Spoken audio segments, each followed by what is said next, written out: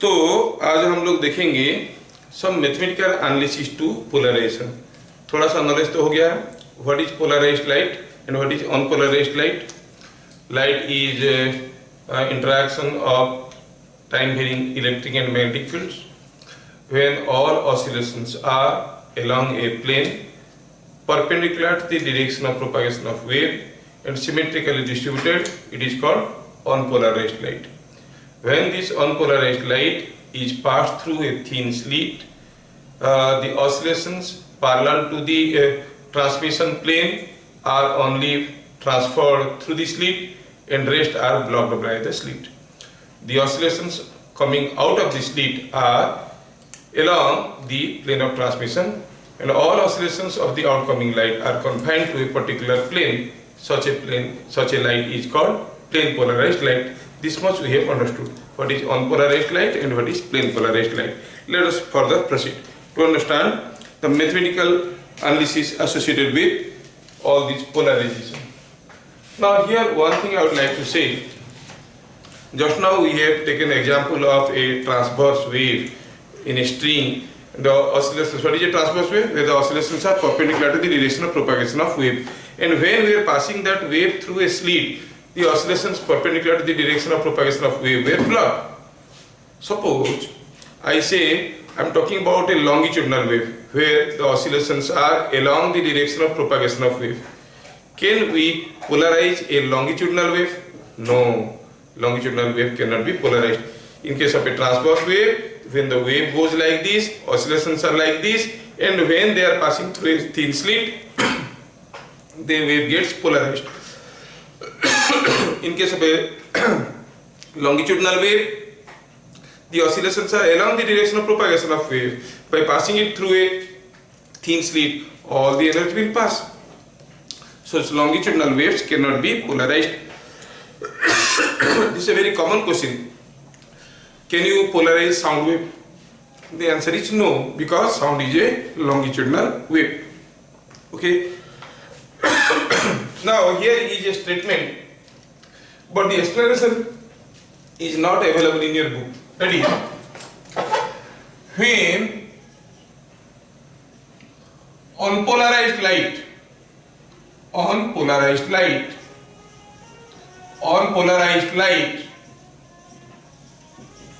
of intensity I passes through a polarizer. What is a polarizer? The polarizer is nothing but the thin slit through which the light wave was allowed to pass through. Polarizer. The intensity of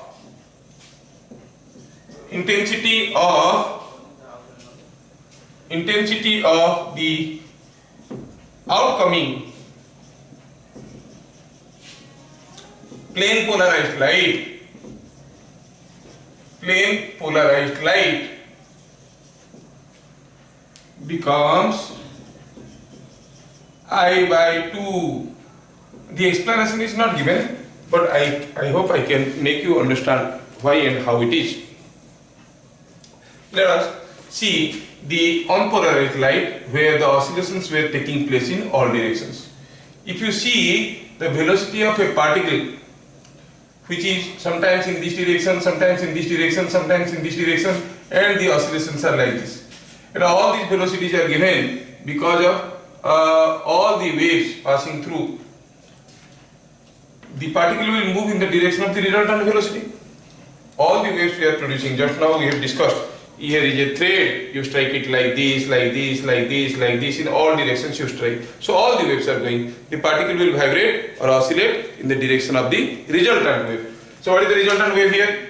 The resultant wave, velocity of the resultant wave, that is sum of all this. Suppose I say this is x-axis, this is y-axis. I can say the net velocity is a vector whose magnitude is equal to, or magnitude square is equal to sigma Vx square plus sigma Vy square. Understood? Okay, once we understand this, sigma Vx square, sigma Vy square. See, these things will not be asked in your board exam. This is just to explain why the plane polarized light will have an intensity I by 2. If you want to note down, you can note down, but then they will not ask you why so. It is for your understanding. The resultant velocity is coming like this. Now, what about the kinetic energy associated with the particle? Half m v net square. Of course, that can be written as half m sigma Vx square plus half m sigma Vy square. The particle is oscillating. The total kinetic energy associated with the particle is this, and that energy is being transmitted. Okay, and how you define intensity? It is the amount of energy transmitted per unit area, per unit time, and you see the energy associated with the particle is this, net velocity. Furthermore, you know, for a unpolarized light, the oscillations are symmetrically distributed. सारा direction में बराबर distribute होके रहा है. अगर ये सारा velocity सारा डायरेक्शन में बराबर है, तो ये सारे का x कंपोनेंट निकाल के जोड़ेंगे, जितना होगा सारे का y कंपोनेंट निकाल के जोड़ेंगे भी तो उतना ही होगा. Is that clear? Again repeating, क्योंकि ये वो सारा वेलोसिटी सारा डायरेक्शन में है, सिमेट्रिकली है, तो ये सारा वेलोसिटी का sum of x component must be equal to sum of their y components also. That means sigma Vx is equal to sigma Vy square. Sigma Vx square is equal to sigma Vy square. So this whole thing can be written as half m sigma Vx का square into 2, because this quantity is same as this quantity. Now this unpolarized light was passing. When you pass it through a thin slit, suppose the slit is along y-axis, that means the oscillations along y-axis will pass. The oscillations along x-axis will be totally blurred. That means sigma Vx, the energy related to or associated with sigma Vx will be blurred. Energy associated with sigma Vy will pass. That means what energy will go? Half of the total energy, because both sigma Vx and sigma Vy are same. So what I find, when whatever energy is coming to this thin slit for a unpolarized light, whatever energy is coming after passing through the thin slit, you find one component, a component perpendicular to the slit plane is blurred, a component parallel to the slit plane is passed. That means half the energy is going. Are you getting? One of them is blocked, one of them is passing.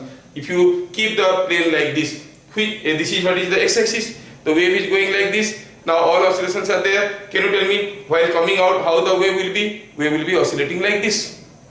Now which component of velocity will be transmitted and which component will be blocked? Tell me. Yes, the x component will be transmitted, y component will be blocked.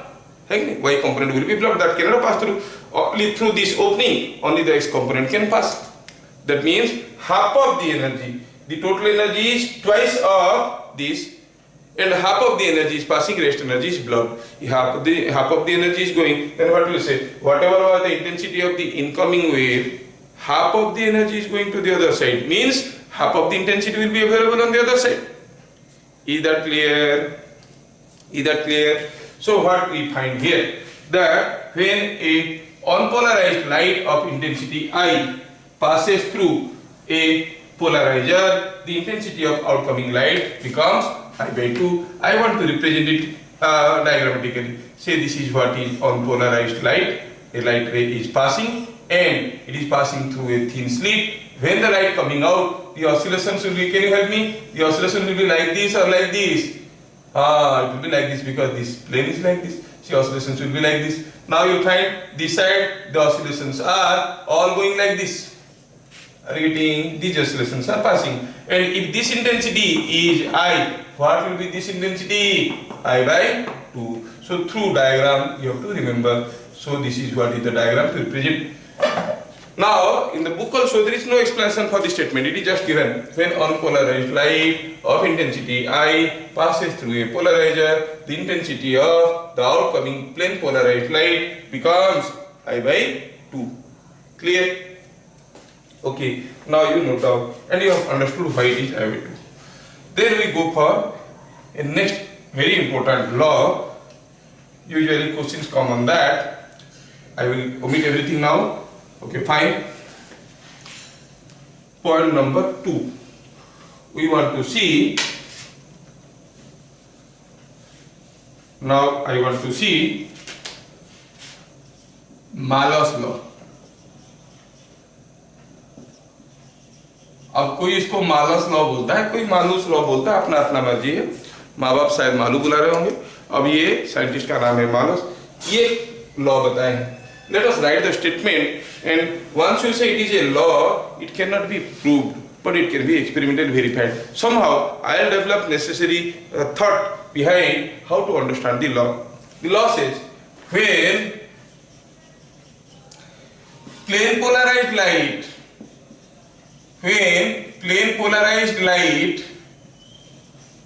of intensity I passes through thin slit, the intensity of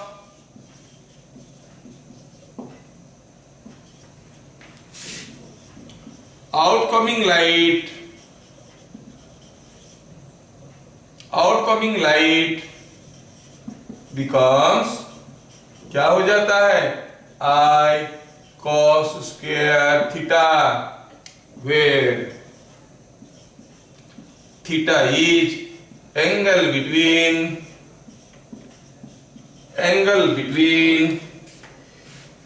plane of oscillation of incoming light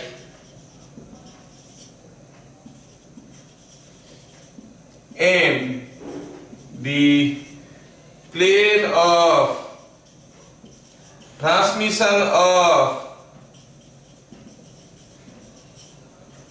the polarizer. Polariser क्या है, वही है polariser means thin slit, जो भी है। थोड़ा statement को समझते हैं, फिर आपको मैं समझाने की कोशिश करूंगा। When plane polarized light of intensity I passes through a thin slit, the intensity of outcoming light becomes I cos square theta. Then what is that theta? Theta is the angle between plane of oscillation of incoming light. Incoming light was plane polarized, and the plane of transmission of the polarizer, that is the thin slit. Let us understand why and how. We are talking about electromagnetic wave, but we are trying to justify this through vibration in strings. Suppose here is a plane polarized string, means the vibrations are all going like this. ऐसे ऐसे करके vibration जा रहे हैं। मान लो एक wave ऐसे जा रहा है और सारा ऑसिलेशन ऐसे ऐसे हो रहे हैं। Okay, now it is plane polarized because all the oscillations are along a plane, along the direction of propagation.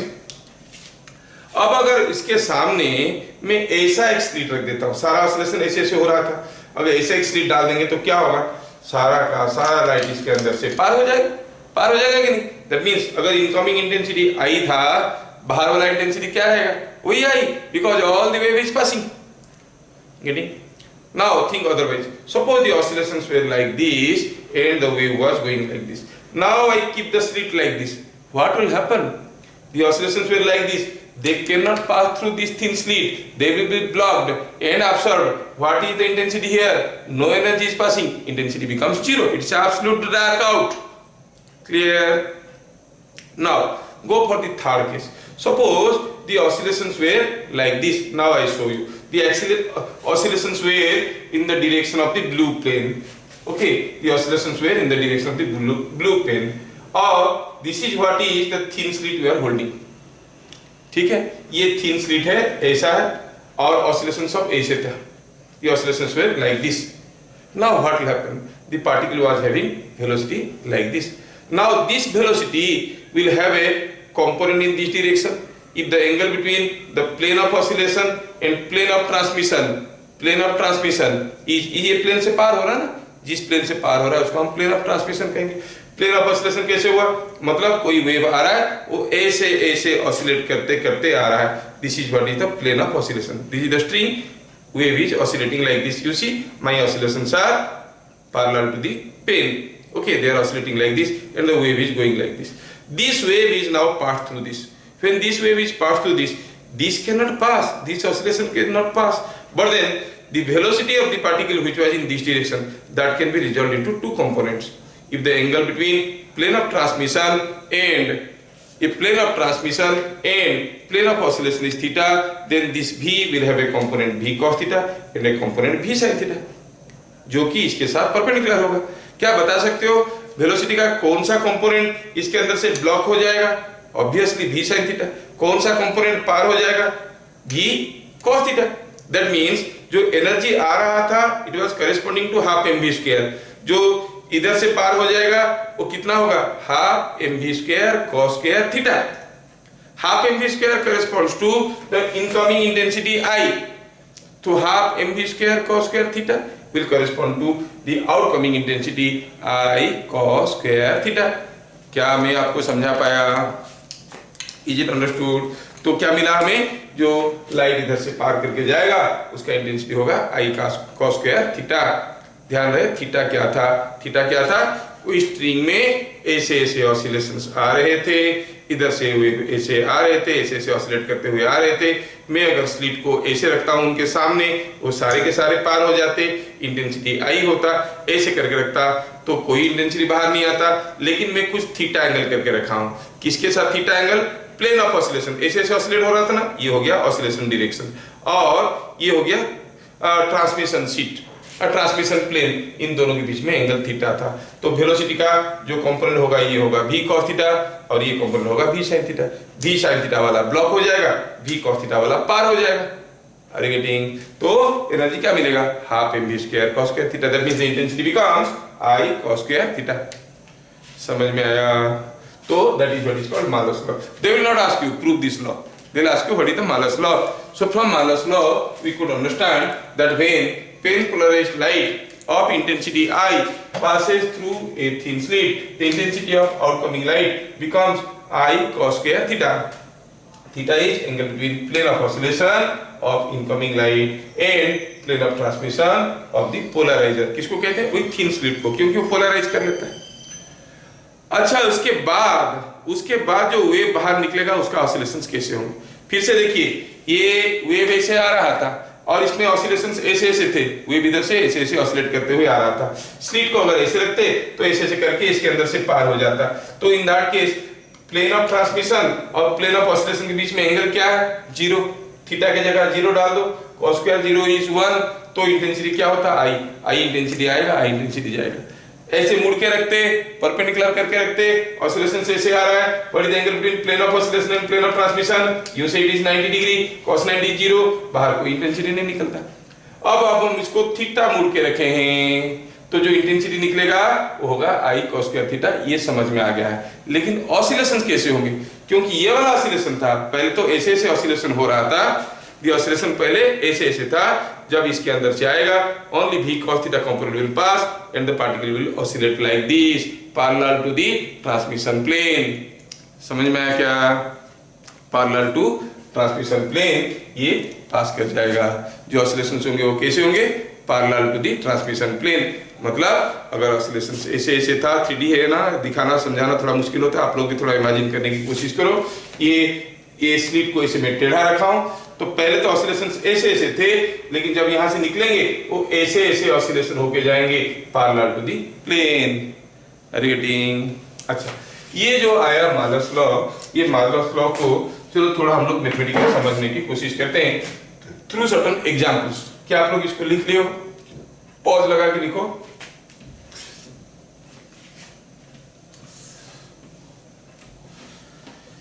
So what we understand? Facts from Malus law। पहला हुआ कि सपोज हम कहेंगे कि जो when plane polarized light is passed through the polarizer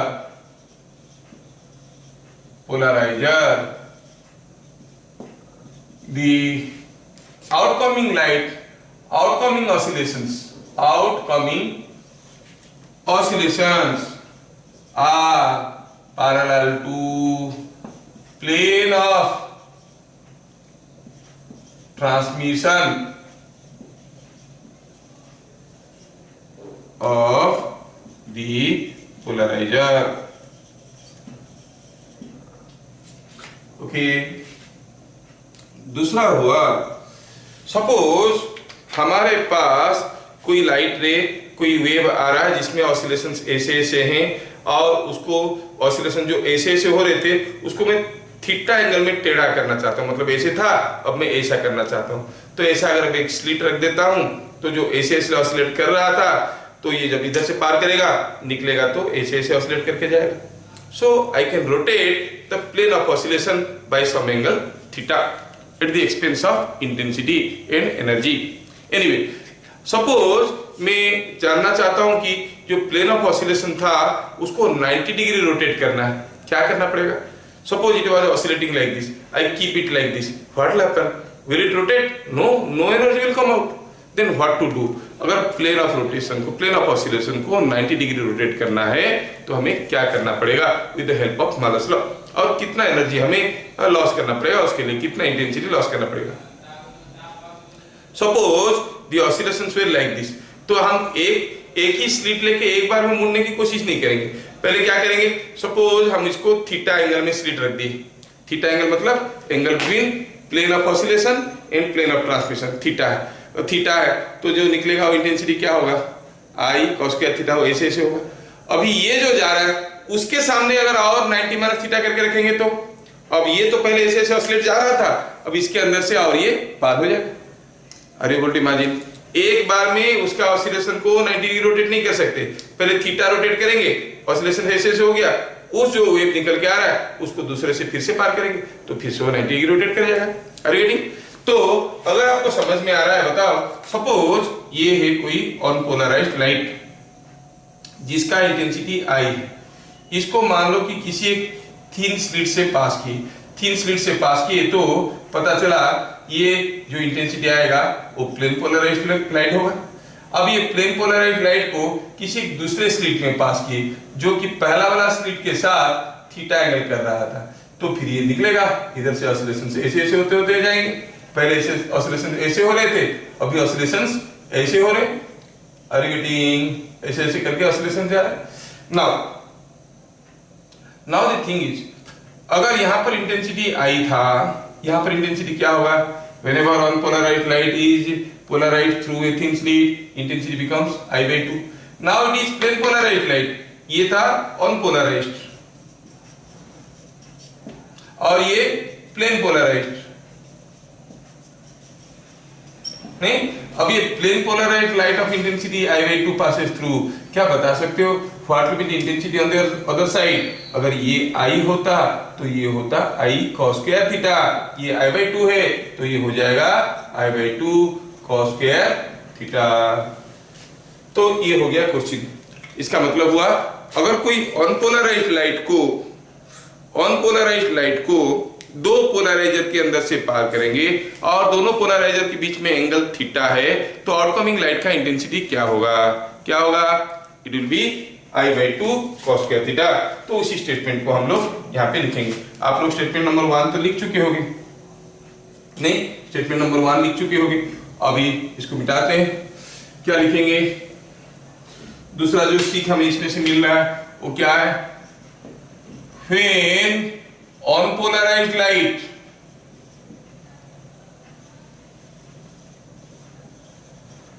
of intensity I is passed through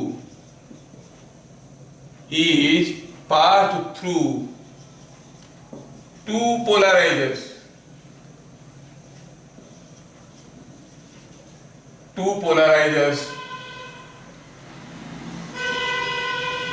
such that the angle between their polarizing planes rising place is theta. Then intensity of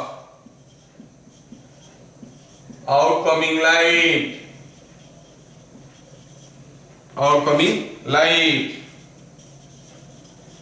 becomes I by 2 cos square theta. क्या ये चीज सबको समझ में आया? लिख लीजिए।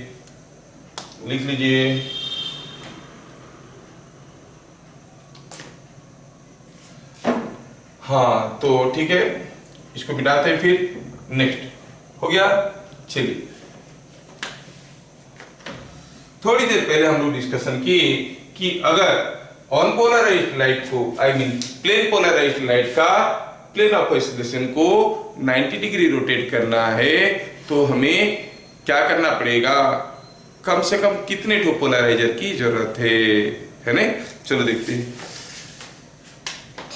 Point number 3 में देखेंगे, the minimum number of polarizers required to rotate plane of oscillation of a plane polarized light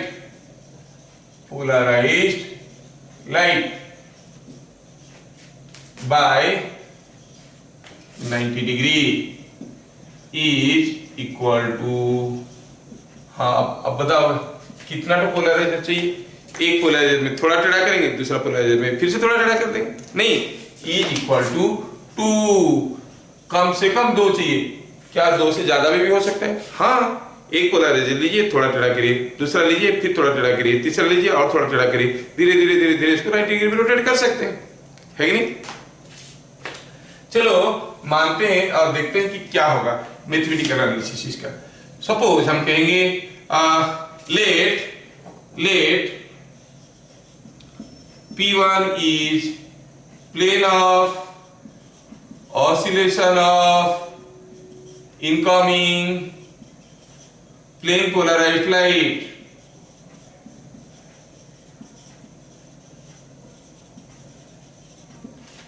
है ना? P2 is plane of oscillation of plane of transmission of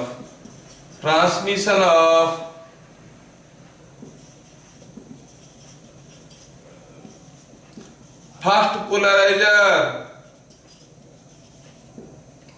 P3 is plane of oscillation of second polariser. अब मैं चाहता हूं कि ये सारा चीज मिलके, 2 पोलराइजर मिलके इसका प्लेन ऑफ ऑसिलेशन को 90 डिग्री करना है, रोटेट करना है। तो क्या लिखेंगे? टू रोटेट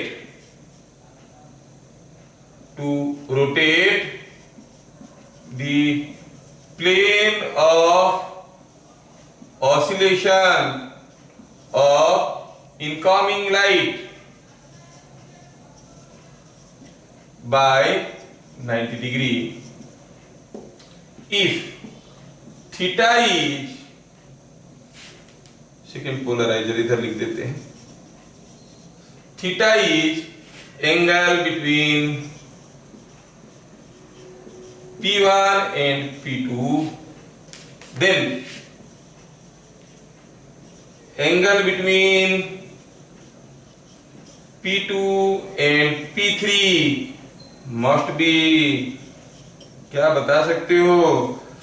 जो प्लेन आ रहा है, plane of oscillation of P1 है, पहला वाला को थीटा एंगल में रखे हैं, तो इनके और इसके बीच में एंगल अगर थीटा हुआ, दूसरे वाले को इसके सामने रखेंगे, फिर से मुड़ना है, कितना एंगल होना चाहिए? ये अगर इसके साथ थीटा एंगल कर रहा था पहले वाले के साथ, ये इसके साथ थीटा कर रहा था, तो ये फिर से अगर और 90 माइनस थीटा करेगा तो मुड़ जाएगा 90 माइनस थीटा। रिगेटिंग फिर से रिपीट कर रहे हैं। अगर P1 क्या है? Plane of oscillation of incoming light. P2 क्या है? Plane of transmission of fast polariser. इन दोनों के बीच में एंगल थीटा है, तो दूसरा और तीसरे के बीच में क्या एंगल होने चाहिए? मुड़ जाएगा 90 डिग्री, 90 माइनस थीटा। क्योंकि पूरा रोटेट करना है उसको, मस्ट बी 90 माइनस थीटा। थोड़ा ध्यान से देखो, हड़बड़ी में कुछ समझ में नहीं आता है। ओके, तो आप लोग ये पहला स्टेटमेंट को लिख चुके होंगे। अब मैं जानना चाहता हूं कि what will be the intensity. Okay, अब ये जो बीट नंबर 3 के बारे में हम लोग लिख रहे थे, बीट नंबर 3 में उसी की ये सब पार्ट्स है। सपोज ये हुआ ए 90 माइनस थीटा हो गया, इसको मिटाता हूं ऊपर वाला का। बीट बी, बीट बी में देखेंगे कि suppose P1 is like this, this is P1, the oscillations were like this, this is P2, the second slit is making angle P2 which is making angle theta with this, ठीक है।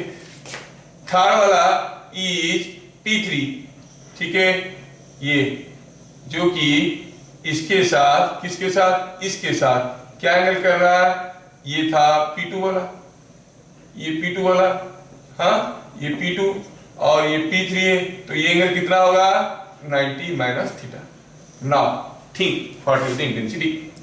अब ये plane polarised light था, एक polariser में पास करने के बाद कौन सा लाइट बना, प्लेन पोलराइज्ड के अनपोलराइज्ड, सेम प्लेन पोलराइज्ड, खाली प्लेन ऑफ ऑसिलेशन रोटेट कर गया, फिर से पास करने के बाद फिर से प्लेन पोलराइज्ड। सो ये सारे प्लेन पोलराइज्ड लाइट है। अगर ये जो प्लेन पोलराइज्ड लाइट था इसका इंटेंसिटी I था, तो जब एक पोलराइजर से घुसेगा और निकलेगा तो क्या बता सकते हो भाई, Malus law, what will be the intensity here, I cos square theta, I cos square theta. अब ये I cos स्क्वायर थीटा किसी एक दूसरे पोलराइजर से जा रहा है जिसका प्लेन ऑफ ऑसिलेशन, अभी प्लेन ऑफ ऑसिलेशन कैसा है, in the direction of P2। अब उसके साथ ये फिर से 90 माइनस थीटा एंगल कर रहा है, तो अब इंटेंसिटी क्या बनेगा, जो घुस रहा है that into cos square 90 minus theta, घुस रहा है क्या I cos square theta into cos square 90 minus theta. So what is that coming out to be, it is coming out to be I cos square theta sin square theta. और थोड़ा सा अगर हम इसको क्या करते हैं कि एक 4 मल्टीप्लाई करते हैं, 4 डिवाइड कर देते हैं, तो ये बन जाएगा 1/4 और I/4 into 4 cos square theta sin square theta can be written as 2 cos theta sin theta का whole square, 2 cos theta sin theta का whole square. 2 cos theta sin theta क्या होता है, sin 2 theta, so it is sin square 2 theta. This comes out to be I/4 sin square 2 theta. समझ में आ रहा है क्या, ध्यान से देखो, अगर इनकमिंग लाइट आई है, P1 P2 के बीच में एंगल थीटा हम ले चुके हैं, जैसे लिखे P2 P3 के बीच में एंगल 90 माइनस थीटा है, तो आउटकमिंग लाइट क्या हो जाएगा, I/4 sin स्क्वायर 2 थीटा। समझ में आ रहा है ना, मतलब अगर P1 और P2 के बीच में एंगल है 30 डिग्री, P1 और P2 के बीच में एंगल है 30 degree, just for sake of example लेंगे, अगर हम कहेंगे इफ थीटा एंगल बिटवीन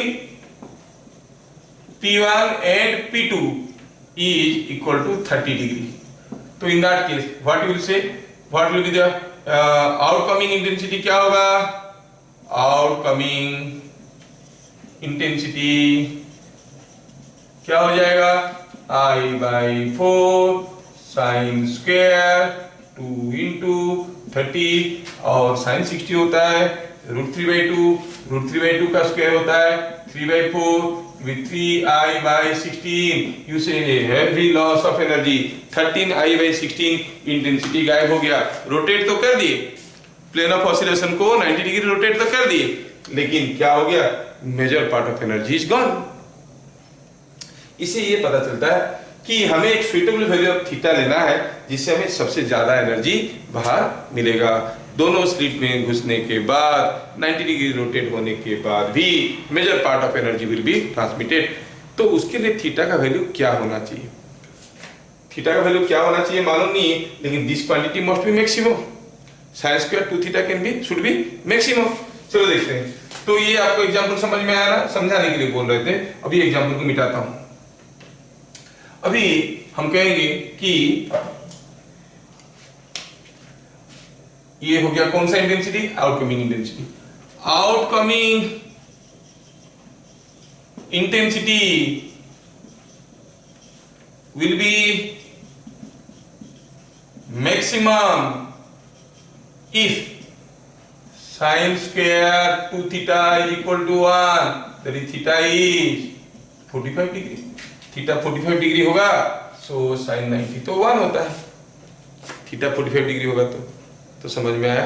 अगर हमें दो स्लिट यूज करके किसी प्लेन पोलराइज्ड लाइट का प्लेन ऑफ ऑसिलेशन को रोटेट करना है बाय 90 डिग्री, तो पहला स्लिट को रखेंगे 45 में, दूसरे वाले को उसके साथ फिर से 45 करके, तो मैक्सिमम इंटेंसिटी मिलेगा। And I maximum output intensity, maximum output intensity, maximum intensity of outcoming light, maximum intensity of outcoming light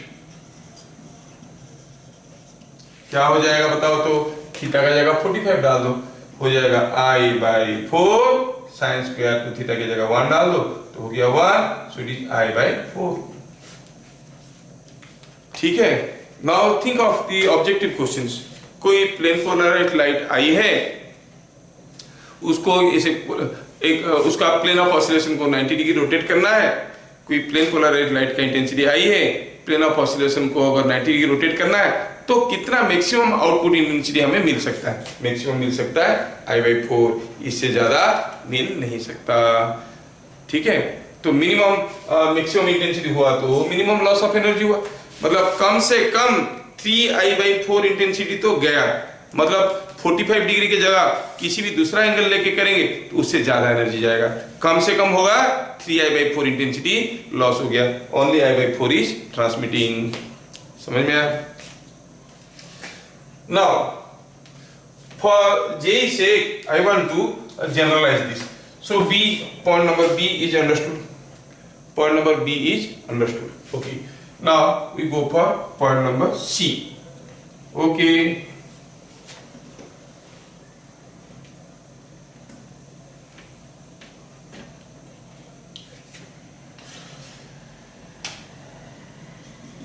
If n number of polarizers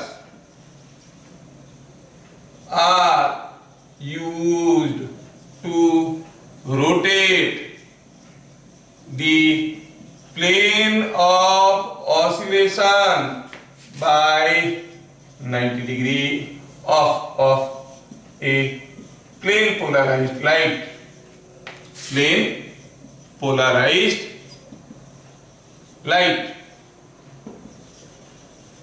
by 90 degree, then क्या बता सकते हो? The angle between any two consecutive polarizers should be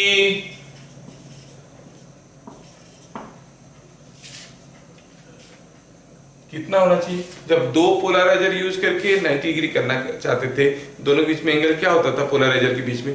45 degree. अब n तो ले रहे तो should भी कितना होगा? इट इज 90 by n और पाई by 2n, should be pi by 2n। Bit number 2, the maximum pi by 2n कब रखने के लिए, कब 45 डिग्री लेते थे? To get maximum intensity output, should be pi by 2n to get maximum intensity output.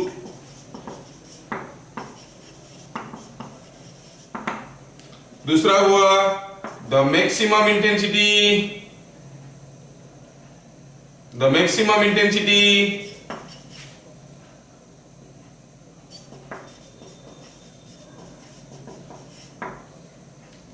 that can be availed, that can be available is equal to क्या होगा, क्या लेंगे हम लोग, इनकमिंग लाइट का इंटेंसिटी आई है, आई क्या हो गया, इंटेंसिटी ऑफ इनकमिंग लाइट, जो अंदर आ रहा था प्लेन पोलराइज्ड लाइट उसका इंटेंसिटी आई था।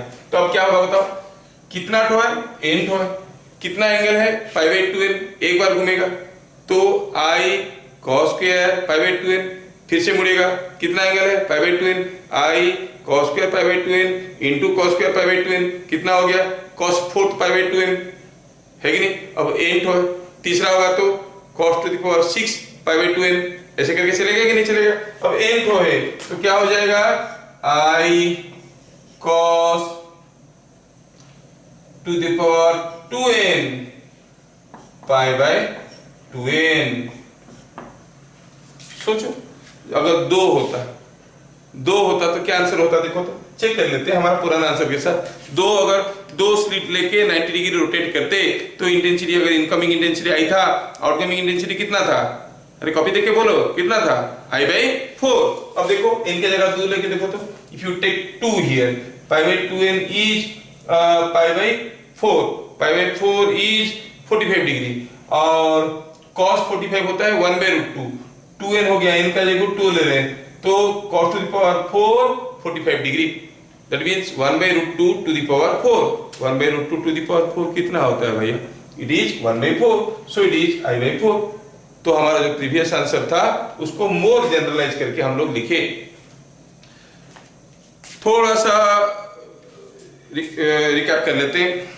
कोई प्लेन ऑफ ऑसिलेशन को 90 डिग्री रोटेट किया जा सकता है, कम से कम कितना ठो पोलराइजर चाहिए, कम से कम 2 पोलराइजर चाहिए प्लेन ऑफ ऑसिलेशन को रोटेट करने के लिए। अगर पहला पोलराइजर को इनकमिंग लाइट के ऑसिलेशन के साथ थीटा एंगल करके रखेंगे, दूसरे को 90 माइनस थीटा करके रखेंगे, इन दैट केस बाहर क्या इंटेंसिटी मिलने वाला है, आई बाई 4 साइन स्क्वायर 2 थीटा। बाहर सबसे ज्यादा इंटेंसिटी पाने के लिए क्या क्या एंगल में मुझे पोलराइजर रखना पड़ेगा, 45 डिग्री एंगल में रखना पड़ेगा, तो कितना मैक्सिमम इंटेंसिटी मिल सकेगा, आई बाई 4। अच्छा, अगर 2 के जगह हम n को पोलराइजर लेके धीरे धीरे प्लेन ऑफ ऑसिलेशन को रोटेट करते हैं तो क्या मिलेगा, देखोगे इन that case the intensity becomes, the maximum intensity that you can get is I cos to the power 2n pi by 2n। ठीक है ना, चेक करके देखो, 2 लेने से I by 4 इंटेंसिटी मिलता था, मान लो 3 ले लेंगे, suppose we take it 3, n का वैल्यू 3 लेंगे तो थोड़ा रफ वर्क करके देखो तो n का वैल्यू 3 लेंगे, it will be I cos to the power 6 और पाई बाई 3 ले लिए तो 6, पाई बाई 6 कितना होता है भाई, पाई बाई 6 होता है 30 degree, cos 30 is root 3 by 2, so I root 3 by 2 to the power 6 कितना हो गया, I root 3 to the power 6 कितना हो जाएगा, root 3 root 3 root 3 root 3 root 3 तो हो गया 3 3 3 27 by 2 to the power 6, 32 is 64, so you see it is 27 by 64 I, which is much more than I by 4 that we are getting in the case of 2 slits, but now we are getting 27 I by 64। मतलब जितने ज्यादा number of slits लेंगे इसको rotate करने के लिए उतना ज्यादा हमें इंटेंसिटी मिलेगा।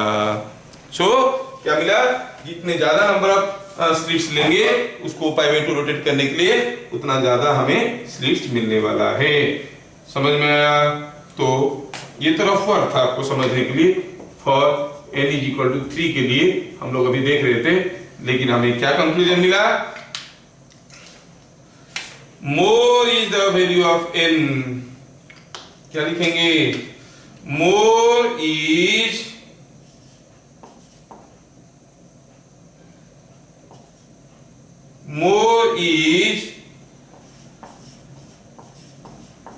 value of n, more becomes